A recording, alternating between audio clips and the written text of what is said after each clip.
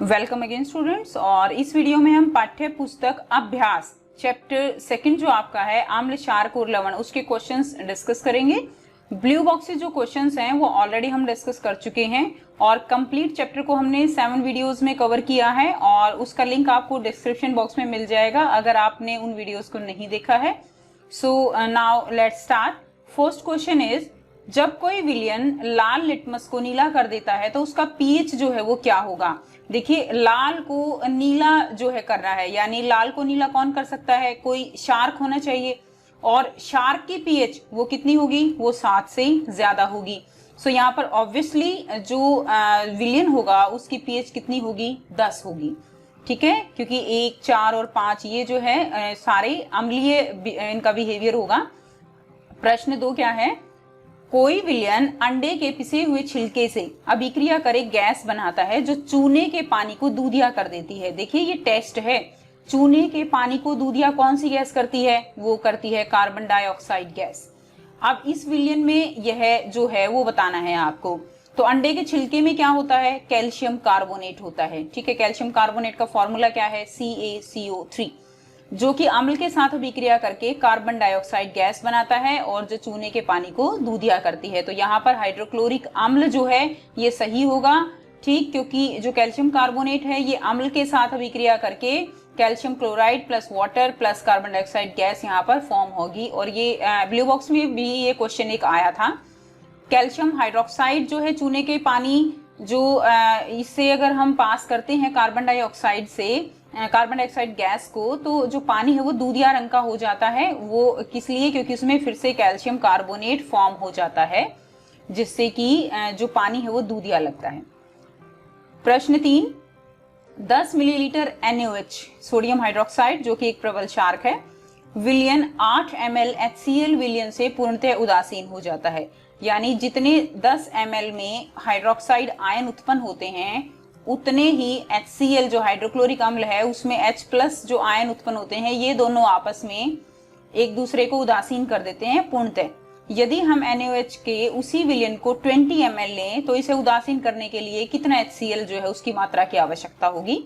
काफी इजी है, सिंपली आप कर सकते हो कि 10 ml NaOH के लिए कितना चाहिए, 8 ml, और आप इसको यूनिटरी मेथड से कर सकते हो। और 20 के लिए कितना चाहिएगा, यहाँ से 8/10 और इंटू 20। सो यहाँ से सम जो है आपके पास हो जाएगा और ये होगा आपका 16 ml, यहाँ पर आपका आंसर होगा। नेक्स्ट प्रश्न 4 है, अपच का उपचार करने के लिए निम्न में किस औषधि का उपयोग होता है। तो आपको पता है कि अगर एसिडिटी हो जाती है तो उसके लिए हम क्या लेते हैं, उसके लिए हम जो है एंटासिड लेते हैं। सो आंसर C जो है इसका राइट आंसर होगा। आप प्रश्न 5 क्या है, निम्न अभिक्रिया के साथ शब्द समीकरण लिखने हैं और उसके बाद संतुलित समीकरण लिखने हैं। सो तनु सल्फ्यूरिक अम्ल, ठीक है, यानी H2SO4 वो जिंक के साथ अभिक्रिया आपने करानी है। सो Zn प्लस H2SO4 ये क्या होगा, ZnSO4 प्लस हाइड्रोजन गैस यहाँ से निकलेगी। तो पहले आपको शब्द समीकरण जो है आपको लिखना है, जिंक प्लस सल्फ्यूरिक अम्ल ऐसे लिखते हैं तो ये शब्द समीकरण होता है, फर्स्ट चैप्टर में हमने आपको बताया था। और फिर इसके जो रासायनिक सूत्र हैं उनको लिखकर समीकरण को संतुलित करते हैं तो उसको हम फिर कहते हैं संतुलित समीकरण। और अगर समीकरण संतुलित नहीं होता तो क्या कहलाता है, कंकाली समीकरण। ठीक है, नेक्स्ट तनु हाइड्रोक्लोरिक अम्ल HCl है और मैग्नीशियम रिबन के साथ अभिक्रिया करानी है तो मैग्नीशियम के साथ मैग्नीशियम क्लोराइड बनेगा और हाइड्रोजन गैस निकल जाएगी। ठीक, और संतुलित समीकरण के साथ ये अवस्थाएं लिखना भी जरूरी हो जाता है। नेक्स्ट C है, तनु सल्फ्यूरिक अम्ल एल्यूमिनियम दानेदार चूर्ण के साथ अभिक्रिया करता है। सो एल्यूमिनियम प्लस H2SO4 ये बनेगा एल्यूमिनियम सल्फेट। सो आपको बच्चों फिर से यहाँ पर जो फॉर्मूले हैं वो लर्न करना जरूरी है। मैंने आपको पहले भी बताया कि अगर आप फॉर्मूले लर्न करते हो तो आप इजीली जो अभिक्रियाएं हैं उनको लिख सकते हो, उनको याद करना आपके लिए बहुत ईजी हो जाएगा। सो एल्यूमिनियम सल्फेट का फॉर्मूला क्या होगा, Al2SO4 thrice and hydrogen gas जो है यहाँ से निकल जाएगी। नेक्स्ट है, तनु हाइड्रोक्लोरिक अम्ल लोहे के रेतन के साथ अभिक्रिया करके आयरन क्लोराइड और हाइड्रोजन बनाता है। तो देखिए आयरन हाइड्रोक्लोरिक अम्ल के साथ अभिक्रिया करता है, आयरन क्लोराइड बनेगा और हाइड्रोजन बनेगी। सो सारी रिएक्शंस काफी इजी हैं। क्वेश्चन 6 यहाँ पर क्या है, अल्कोहल और ग्लूकोज जैसे यौगिकों में भी हाइड्रोजन होती है, लेकिन इन्हें अम्ल वर्ग में नहीं माना जाता। इसके लिए क्रियाकलाप जो है करना है। तो हमने जब चैप्टर किया था उस समय भी ये क्रियाकलाप आपको समझाया था। यहाँ से एक बार फिर से देख लेते हैं। ज्यादा डीपली हम इसको डिस्कस नहीं करेंगे क्योंकि ऑलरेडी हम चैप्टर जब किया है हम कर चुके हैं। वहां पर भी आप विजिट करके इसको देख सकते हो। अल्कोहल अर्थात एथिल अल्कोहल का फॉर्मूला क्या होता है? C2H5OH। अब देखिए यहाँ पर हाइड्रोजन जो है 6 हाइड्रोजन है और हम पहले ही कह चुके हैं कि अगर H+ आयन कोई भी विलयन जो है निकालता है, अगर उत्पन्न होते हैं तो ही वो अम्लीय बिहेवियर जो है वो शो करेगा। ठीक, और ग्लूकोज का फॉर्मूला क्या है? C6H12O6। यहाँ पर भी हाइड्रोजन कितने हैं? 12 हैं। दोनों में हाइड्रोजन होती है लेकिन ये अम्ल नहीं है। और हमने ये देखा था किस तरह से हमने जो यहाँ पर क्रियाकलाप किया था कि बल्ब जो है जब हम इसको लगाएंगे तो बल्ब वो यहाँ पर ऑन नहीं होता, बल्ब नहीं जलता। इसका मतलब क्या है कि ये आयन उत्पन्न नहीं करते। सो इसको क्रियाकलाप जो है इससे सिद्ध किया जा सकता है। बीकर लेंगे, रबड़ की डाट ली है, कीले, 6 वोल्ट की बैटरी, तार, बल्ब, स्विच, जो एथिल अल्कोहल है, ग्लूकोज है, ये सभी हम इसमें उपकरण इस प्रकार से सभी चीजें व्यवस्थित कर लेंगे जैसा कि आपको चित्र में दिखाई दे रहा है। सो इस प्रकार से हम यहाँ पर ये रबड़ की डाट है, अल्कोहल हमने लिया है, कीले ले ली हैं, ठीक है, बीकर, और इस तरह से हमने पूरा सर्किट जो है यहाँ पर ये सारी चीजें इसको जोड़ लिया है। बल्ब है, स्विच है, 6 वोल्ट की यहाँ पर बैटरी है। बीकर में क्या लिया हमने? एथाइल अल्कोहल लिया और किलो के ऊपरी सिरे को अल्कोहल की सतह से 2 सेंटीमीटर ऊपर रखें। स्विच ऑन करने पर हम देखते हैं कि बल्ब नहीं जलता। और अल्कोहल के बदले हम ग्लूकोज विलयन लेकर भी इसका पुनः प्रयोग कर सकते हैं, अब भी बल्ब नहीं जलता। लेकिन अगर आप ये अल्कोहल या ग्लूकोज की जगह हाइड्रोक्लोरिक अम्ल है या सल्फ्यूरिक अम्ल है, नाइट्रिक अम्ल है, ये अम्ल लोगे, विलयन लोगे, तो आप देखोगे कि बल्ब ग्लो करता है। इसका मतलब क्या है? आपको पता है विद्युत धारा कब प्रवाहित होती है? जब आयन उत्पन्न होते हैं, ठीक है ना। आयन होंगे तो विद्युत धारा प्रवाहित होगी। तो यहाँ पर स्पष्ट है कि दोनों स्थितियों में विद्युत धारा प्रवाहित नहीं होती। आप चूंकि विलयन में आयनों द्वारा विद्युत का चालन होता है, इसलिए सिद्ध होता है कि अल्कोहल और ग्लूकोज विलयन में H+ आयन नहीं है। प्रश्न 7, आश्रित जल विद्युत चालन क्यों नहीं करता जबकि वर्षा का जल करता है? अब देखिए, वर्षा के जल में क्या होता है कि बहुत कम मात्रा में H+ आयन होता है, जिसके कारण यह विद्युत का चालन करता है। अगर हम बिल्कुल वर्षा का जल वायुमंडल में आने से पहले अगर जो जल है वो लें तो उसमें आयन नहीं होंगे। लेकिन जैसे जैसे हमारे वायुमंडल में वर्षा का जल आता है तो वायुमंडल में पॉल्यूशन है, जिसके कारण वर्षा का जल जो है वो अम्लीय हो जाता है, और यही कारण है कि वह विद्युत का चालन करता है। और जो आश्रित जल होता है यानी डिस्टिल्ड वाटर, वो तो आयन फ्री होता है और उसमें आयन्स बिल्कुल नहीं होते। और हमने अभी ऊपर किया कि अगर आयन नहीं है तो विद्युत का चालन नहीं करता। विद्युत चालन के लिए आवश्यक है कि पानी में H+ आयन या अन्य कोई आयन उपस्थित हो। नेक्स्ट, प्रश्न 8 क्या है? पानी की अनुपस्थिति में अम्ल का व्यवहार अम्लीय क्यों नहीं होता? देखिए, अम्ल केवल पानी की उपस्थिति में ही H+ आयन या हाइड्रोनियम आयन उत्पन्न करते हैं। अगर हम H+ आयन हम लिखते हैं, ठीक है ना, H+ आयन हम ऐसे लिख देते हैं, बट हम इसके साथ इसमें एक्वस लिखना होता है, तब इसका मतलब होता है हाइड्रोनियम आयन, ये H3O+। अब यहाँ पर जो हाइड्रोक्लोरिक अम्ल है वो वाटर की उपस्थिति में ही H3O+ देगा और हाइड्रोक्सिल आयन ये से उत्पन्न हो जाएंगे। अब इसमें देखिए बच्चों, अब हमने चैप्टर में भी आपको समझाया था, जब चैप्टर कवर किया था, कि हम इसको ऐसे लिख देते हैं H++Cl, क्लोराइड आयन निकलेंगे, बट यहाँ पर हम एक्वस लिखेंगे। अब ये H+ आयन अगर हम एक्वस ना लें, सिंपल HCl का अगर हम यहाँ पर आयन उत्पन्न करें तो H+ आयन ये स्थिर ही नहीं रह सकता। क्यों नहीं रह सकता? क्योंकि इसका आकार जो है ये बहुत ज्यादा छोटा हो जाता है। हाइड्रोजन, उसके पास एक ही इलेक्ट्रॉन और वो भी निकाल लिया गया है, तो वो विलयन में जो H+ आयन है वो स्थिर नहीं रहता, जिसके कारण ये उत्पन्न ही नहीं होता। इसकी जो आप कह सकते हो कि रजिस्टर, इसका एक तरह से एग्जिस्टेंस ही नहीं है, ठीक है। इसलिए यहाँ पर पानी की अनुपस्थिति में हाइड्रोनियम आयन नहीं बनते, इसलिए पानी की अनुपस्थिति में अम्लीय व्यवहार जो है वो भी कोई भी अम्ल नहीं व्यक्त कर पाता। और यही कारण है कि आपने देखा था कि जो शुष्क HCl गैस है, हमने ब्लू बॉक्स में भी क्वेश्चन किया था कि शुष्क HCl गैस वो अम्लीय व्यवहार नहीं शो करती। नेक्स्ट, प्रश्न 9, 5 विलयनों ABCDE की सार्वत्रिक सूचक से जांच करने पर pH के मान क्या क्या निकले? 4, 1, 11, 7, 9, ये ठीक है। कौन सा विलयन उदासीन है? आप बता सकते हो उदासीन के लिए पीएच कितनी होती है? 7। बिल्कुल ठीक आंसर है। बी बताइए जल्दी। प्रबल क्षारीय, प्रबल क्षारीय कौन सा होना चाहिए? जिसकी पीएच ज्यादा होगी। ज्यादा पीएच किसकी है? 11, यानी 11 वाला जो होगा 11 पीएच किसकी है? सी की। ठीक है ना, तो सी जो है क्या होगा? प्रबल क्षारीय होगा। उदासीन कौन से वाला है? 7 यानी डी। ठीक। नेक्स्ट प्रबल अम्लीय, अम्लीय कौन सा होगा? जिसकी पीएच बहुत ज्यादा कम है। कम किसकी पीएच है? बहुत ज्यादा कम, यहाँ पर आप देख सकते हो 1, यानी आप कह सकते हो बी। बी जो है यहाँ पर प्रबल क्या होगा? अम्लीय होगा। उसके बाद देखिए नेक्स्ट दुर्बल अम्लीय कौन सा है? दुर्बल अम्लीय कौन सा होगा? 4 वाला, यानी ए जो है दुर्बल अम्लीय है। अब दुर्बल क्षारीय जिसकी पीएच बहुत ज्यादा नहीं है लेकिन 7 से ऊपर होनी चाहिए, तो वो कौन सा है? 9, यानी ई जो है इसका सही आंसर होगा। सो आप जो है इनको फिर क्या करना है? हाइड्रोजन आयन की सांद्रता के आरोही क्रम में व्यवस्थित करना है। सो हाइड्रोजन आयन की सांद्रता का आरोही क्रम जो पीएच का है वो लिखना है आपको। सो H+ आयन सांद्रता का आरोही यानी बढ़ता क्रम लिखना है। अब ज्यादा H+ किस में होंगे? जो सबसे ज्यादा अम्लीय होगा।